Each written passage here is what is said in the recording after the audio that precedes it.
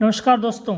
आज की खबर बहुत बड़ी है। क्या डोनाल्ड ट्रंप दुनिया के सबसे महत्वपूर्ण समुद्री रास्ते पर कब्जा करके इंटरनेशनल टोल टैक्स वसूलने वाले हैं? क्या अमेरिका ने ईरान को पूरी तरह से तबाह करने का मन बना लिया है? सबसे बड़ा सवाल है, मिडिल ईस्ट की इस जंग में हमारे भारतीय नौसैनिक और क्रू मेंबर्स क्यों अपनी जान गंवा रहे हैं? जून 2026 में अमेरिका और ईरान के बीच ओमान में शांति समझौता हुआ था। वह ताश के पत्तों की तरह बिखर चुका है। डोनाल्ड ट्रंप ने सिर्फ इस युद्ध विराम को खत्म घोषित कर दिया, बल्कि अमेरिकी सेंट्रल कमांड ने लगातार तीसरी रात ईरान पर भीषण बमबारी की। ट्रंप ने फॉक्स न्यूज को दिए इंटरव्यू में कहा कि अमेरिका अब हॉर्मुज जलडमरू मध्य का गार्जियन यानी कि रक्षक बनेगा और वहां से गुजरने वाले कमर्शियल जहाजों से 20% फेयरनेस टोल वसूलेगा। क्या अमेरिका ऐसा कर सकता है? क्या ईरान चुप बैठेगा? आइए इस पूरे विवाद को मैप के साथ गहराई से समझते हैं। दोस्तों, इस कहानी को समझने के लिए हमें थोड़ा सा पीछे जाना होगा।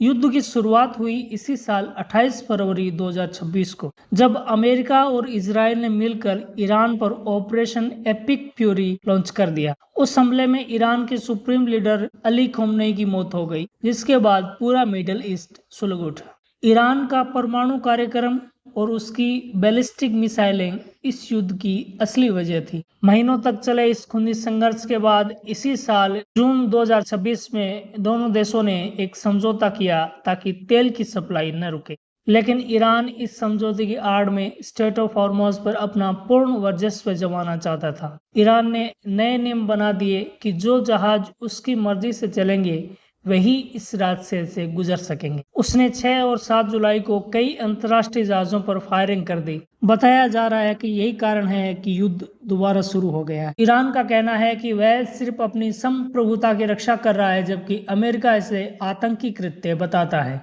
जरा इस मैप को देखिए। अमेरिकी वायुसेना ने ईरान के तटीय शहरों बंदर अब्बास, चाबहार, जास और बुश शहर पर मिसाइलों और पहली बार सी ड्रोन से हमला किया ताकि ईरान की तटीय मिसाइल प्रणाली को नष्ट किया जा सके। लेकिन क्या ईरान चुप बैठा है? बिल्कुल नहीं। ईरान की रीढ़ की हड्डी कहे जाने वाले IRGC ने भीषण पलटवार किया।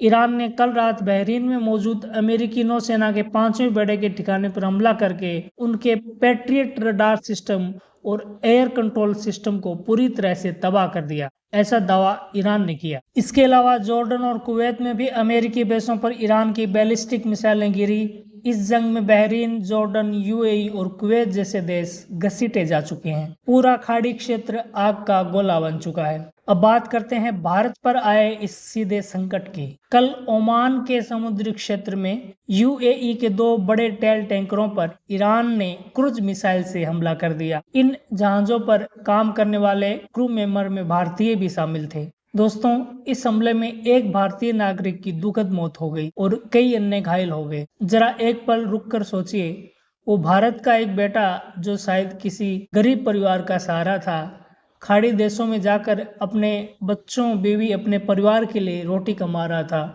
लेकिन वो उस जंग की भेंट चढ़ गया जिससे उसका कोई लेना देना ही नहीं था। यह हमारे लिए बहुत चिंता का विषय है, क्योंकि खाड़ी देशों में लाखों भारतीय अपनी आजीविका के लिए जाते हैं। अब जियोपॉलिटिक्स का एक दिलचस्प पहलू देखिए दोस्तों।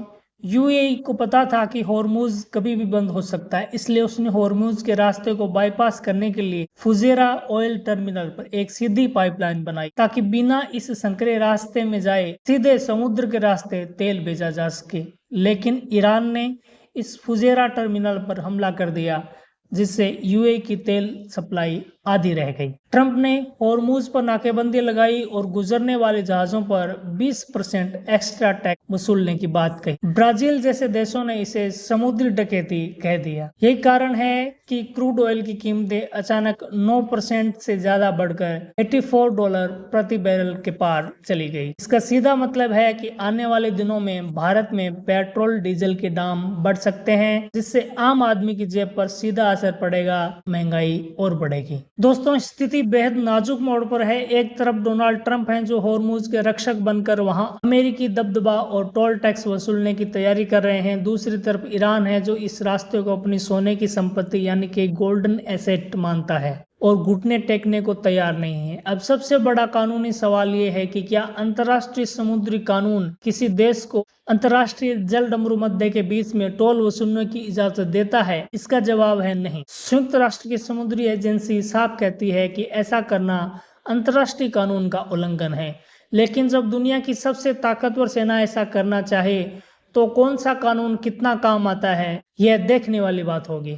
अगर ये रास्ता पूरी तरह ब्लॉक हो गया तो दुनिया भर में पेट्रोल डीजल के लिए त्राही त्राही मच जाएगी। भारत सरकार के सामने अब दोहरी चुनौती है। पहली, खाड़ी देशों में फंसे अपने नागरिकों की सुरक्षा और दूसरी, देश की अर्थव्यवस्था को इस भारी तेल संकट से बचाना। आपको क्या लगता है, क्या डोनाल्ड ट्रंप का हॉर्मुज जल डमरू मध्य पर कब्जा करने का यह प्लान सही है या ईरान का ये आक्रामक रुख दुनिया को मंदी के एक नए दौर में धकेल देगा?